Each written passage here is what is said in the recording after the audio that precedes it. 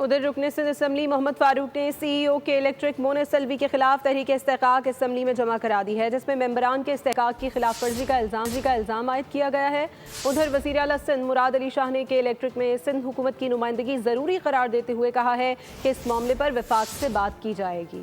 شدید گرمی، طویل لوڈ شیڈنگ اور ناقص کارکردگی۔ کراچی میں بجلی کا بحران صرف شہریوں ہی نہیں، اراکین اسمبلی کے صبر کا بھی امتحان لینے لگا۔ وزیر اعلیٰ سندھ سید مراد علی شاہ نے کے الیکٹرک کی کارکردگی پر سخت تحفظات کا اظہار کیا۔ کہا حکومت سندھ کی کے الیکٹرک میں نمائندگی ناگزیر ہو چکی ہے، اس پر وفاق سے بات کی جائے گی۔ اس وقت کے الیکٹرک کے بورڈ پہ حکومت سندھ کا وفاق کے نمائندے موجود ہیں، حکومت سندھ کا کوئی نمائندہ نہیں ہے کے الیکٹرک کے بورڈ پہ۔ انشاءاللہ تعالی حکومت سندھ جیسے میں نے کہا کہ الیکٹرک اور وفاق سے یہ معاملہ ریزالو کرتی رہے گی۔ سندھ کے سینئر وزیر شرجیل انعام میمن نے کہا، کسی ایک نے بل ادا نہیں کیا تو پوری آبادی کو سزا دینا نا انصافی ہے۔ دھرنا کلچر ختم کرنا ہوگا۔ احتجاج کے اور بھی طریقے ہیں۔ یہ کلیکٹیو پنشمنٹ کر رہے ہیں، کلیکٹیو پنشمنٹ آپ کر نہیں سکتے۔ اگر میں نہیں بھرتا تو میری بجلی کے الیکٹرک نے یا ایسکو نے کاٹنی ہے، ان کی بجلی نہیں کاٹنی، یہ اپنا بل پہ پورا کر رہے ہیں۔ یہ دھرنا والا کلچر ہمیں اس کو ہم سب نے ختم کرنا ہوگا۔ حکومت سختی سے نپٹ رہی ہے۔ ادھر جماعت اسلامی کے رکن اسمبلی محمد فاروق نے سی ای او کے الیکٹرک مونس سلوی کے خلاف تحریک استحقاق جمع کرا دی۔ موقف اپنایا گیا کہ مونس سلوی نے اجلاس میں ان کی جماعت کو طنز کا نشانہ بنایا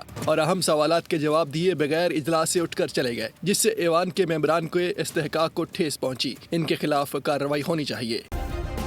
سبسکرائب کریں اور بیل دبائیں تاکہ کوئی خبر رہ نہ جائے۔